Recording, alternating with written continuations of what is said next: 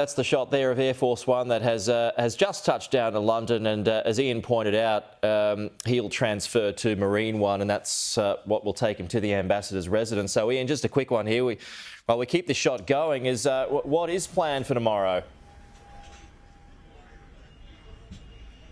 Well, there's going to be, the major emphasis is going to be on pageantry. I mean, they really want Donald Trump to feel that he's getting the full royal treatment, because when Sir Keir Starmer went to the White House for his first visit there and produced a letter from the King inviting him for an unprecedented second state visit, there have been other second state visits before, but not by politicians, not by heads of state, by other royalty, certainly not by an American president. So it has been really emphasised to Donald Trump that this is a big deal. You are going to be spending some quality time with King Charles and Queen Camilla. You'll also get to meet the Prince and Princess of Wales.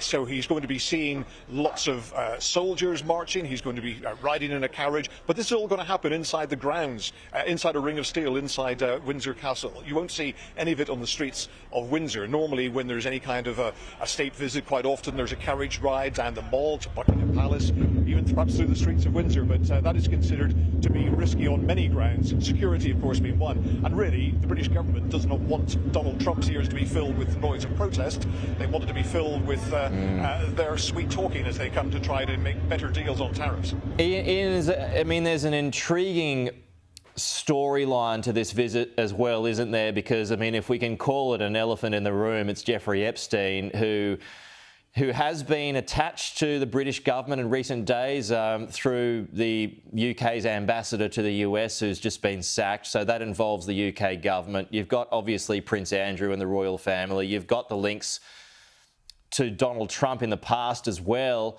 I mean, can you talk to that as we keep these pictures running? I understand that Andrew will be kept well away. Yeah, there'll be no sign of Prince Andrew, but this is the ironic thing. There are many people who've had links to Jeffrey Epstein, and one of them will be here tomorrow, and that's Donald Trump. The other, Peter Mandelson, will not be. I should explain to viewers who perhaps don't know the full implications of this, but Lord Peter Mandelson was a career politician in the Labour government over many years, and was brought in to be the ambassador to the United States for the very good reason that he's very good at schmoozing with people who are not necessarily political allies. And it was very well known at the time that he'd had a very friendly relationship over the years with Jeffrey Epstein, and despite vetting, the British government decided to appoint him. Quite an unusual appointment. I mean, we know that Australian politicians often end up as ambassadors in Washington. That's why Kevin Rudd is there now. But in Britain, it tends to be a career diplomat who takes that top job in Washington. So unusual for a politician to be doing it. But Sir Keir Starmer wanted somebody who he felt could do good trade deals with Donald Trump and really get under the skin of the MAGA crowd and be able to, really sort of improve relations with the United States. But because of the relationship that went on some time ago, it has been uncovered over the last few days by the release of documents by Congress looking into the Jeffrey Epstein affair, because it was really shown just how deep that relationship was, and up to the point after he had been convicted for the first time that his position became untenable. But he's bound to be asked about this, both Sir Keir Starmer and Donald Trump, when he comes to the press conference, which is going to happen at Chequers the day after tomorrow. So that is actually going to take place. I mean, because there had been some thought, anyway, that maybe the US president wouldn't want to do anything, because, I mean, there will be tons of questions about that, not just from the British press corps, but the Americans who are travelling with the president as well. I mean, it could well be open season on that. I mean, the president's ducked those questions in the past. He wants to move the story on, but I mean, it's such a strong one in the United Kingdom, so that is going to happen. Well, it is scheduled at the moment. I mean, the only time that, I mean, let's face it, when Donald Trump is usually asked questions, he usually answers them. I mean, one thing you cannot say about Donald Trump is that he avoids media scrutiny, because he's talking to the media just about every day. The one occasion I can recall recently where he refused to answer any questions was, of course, when he did the joint press conference with Vladimir Putin in Alaska. It was a very brief series of a couple of statements, and then out the door they went. So I suppose it is always possible they could try to do the same thing here, but that would be a very good look, bad look for both Sir Keir Starmer Starmer and possibly for Donald Trump as well. Sir Keir Starmer has had to sort of face up to all the criticism he's had from both Conservative and indeed Labour Party politicians over the last few days because of that situation. He has tried to answer the question. To avoid answering the questions in front of a guest like Donald Trump would really put him in the spotlight even more, I think, in this country. Just on the Prime Minister, do you see, I mean, he's under so much pressure at the moment. There's, as I understand things, a sort of a backbench revolt too, because he's been under so much pressure. There's issues with popularity as well. I mean, how much pressure do you think Starmer is under, and can he see out the full term? Is that your expectation? Become increasingly questioned just in the last few days. I mean, it's not like the Conservative Party, which changed leaders so many times over the last 5 or 6 years. There is a mechanism which is very easy for the Conservative Party to overturn their leaders by getting enough people to vote against it. The Labour Party is a bit more of a complicated process, and what is often cited as being another difficulty in trying to replace Sir Keir Starmer is that the man who is seen as a likely replacement, Andy Burnham, is the Mayor of Manchester and is not actually a Member of Parliament, so is ineligible to stand for election as the leader of the Labour Party under those circumstances. So Sir Keir Starmer probably has 6 months to 12 months to try to turn the situation around. I mean, he described the beginning of September as being phase 2 of his government. He's been in power for obviously just over a year now, but that phase 2 has just been an absolute disaster. He lost Angela Rayner, his Deputy Prime Minister, because of a scandal over failure to pay tax. He had to take her resignation. He sacked Peter Mandelson. Another aide in Downing Street had to leave their post early because of embarrassing messages which were uncovered from some time ago in the last few days. And really, immigration, which has been such a big issue in the United Kingdom, particularly over the last 3 to 6 months, is at a point now where Keir Starmer knows that something has to be done about that tangibly, some tangible evidence that the boats are being turned back or fewer migrants and refugees are coming to the country. He has to show some evidence of that. Otherwise, more and more support will be bleeding to Nigel Farage's Reform Party, which has been leading in the opinion polls quite substantially for some months now. Is this, Ian? I mean, you've been in the game for a long time, and obviously a citizen of the UK and a long-time reporter. Is this the hottest political environment that's been in the UK when it comes to immigration, when it comes to these huge protests, when it comes to the rise of Farage and the decline of the Labor government, and you've got to say the decline of the Tories as well. I mean, is this the hottest political scene you've seen for some time?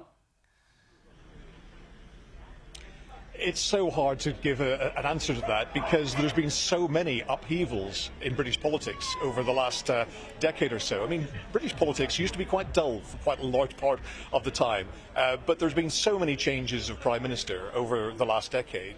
Brexit has kind of been the trigger for that, which David Cameron resigning over Brexit, Theresa May taking over, then Boris Johnson taking over, him having to leave because of scandal, Rishi Sunak coming in, trying to defend the Conservative Party, but he led it to a record defeat at the last general election. But I think a lot of people voted Labour last time just because they had enough of the Tories. So 14 years in power by the Conservatives, let's have a change. They haven't been impressed by what they've seen from that change, so now they're looking for a different kind of change. And if you are dealing with someone like Nigel Farage, who is an expert communicator and is able to tap into issues which a lot of people feel very strongly with, people are looking for something to be done. And if the government that they elected only a year ago isn't going to turn things around, they're bound to look for other alternatives. So it's been a summer in which the British government has been under tremendous pressure. Sir Keir Starmer personally has been under a lot of pressure. And Nigel Farage and Reform have certainly been taking advantage of that. But you've got to say that a general election is at least 3 years, possibly longer, away. But whether Sir Keir Starmer will be the leader of the Labour Party going into that election, well, that very much depends on how things go over the next year. Is there plans at all for a meeting between Farage and Trump, or is he purely with the King and the Queen and the UK government? I don't think he's going to be able to sneak into Windsor Castle or to Chequers. He hasn't been invited to the state banquet. I think that, I think the one thing that Sir Keir Starmer and his officials are dreading, even more than questions about Peter Mandelson, is if someone was to ask Donald Trump about his friendship with Nigel Farage and whether Nigel Farage has got attractive immigration policies and whether he thinks he's a good leader while he's standing next to Sir Keir Starmer. I mean, that would be so embarrassing for Sir Keir Starmer to have to deal with. I mean, the last time that Donald Trump was here 6 years ago, he publicly backed Boris Johnson to be the leader of the Conservative Party and the next Prime Minister.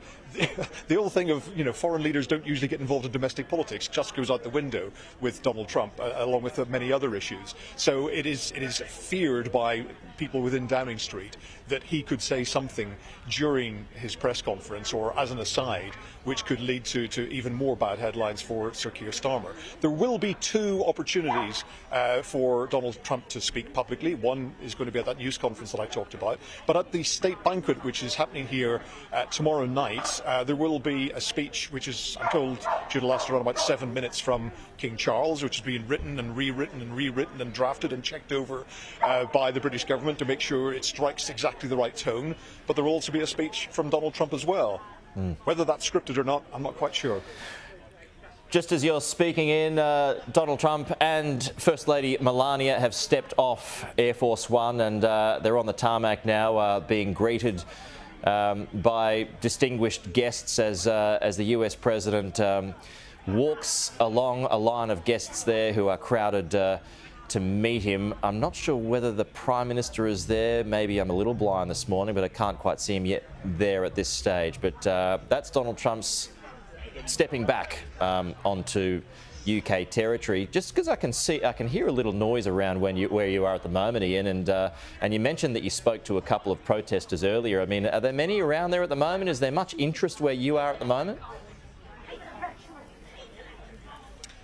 There's about a couple of dozen people sort of milling around looking on. I mean, as I say, there was a demonstration attended by a couple of hundred people about 3 hours ago. That dissipated. A few people sort of stayed around.